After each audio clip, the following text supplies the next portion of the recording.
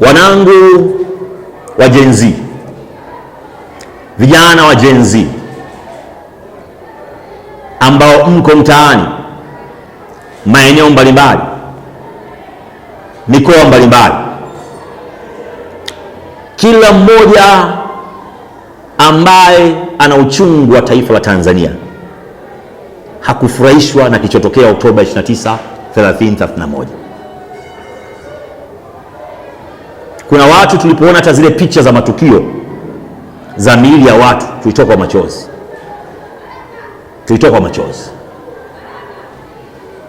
Lakini jambo moja kubwa la msingi ambalo tunapaswa kulifahamu, kulijua, matokeo yale ya vifo vile na maafa yale ni matumizi ya vurugu na mabavu, machafuko, kujaribu kushinikiza serikali kufanya kile ambacho yawezekana ni jambo la heri kabisa, lakini njia tuliyoitumia vijana wangu wa Gen Z sio njia sahihi.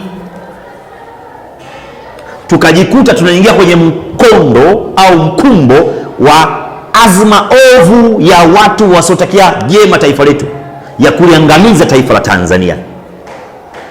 Ninyi ni wanangu, watu wangu, vijana wenzangu, nawaomba sana, nawaomba mno kwa uchungu wa moyo, tusiingie kwenye mkumbo wa kushawishiwa ya kwamba turejee janga lililotokea Oktoba 29, 31 kwa kufanya kosa lile lile Desemba 9.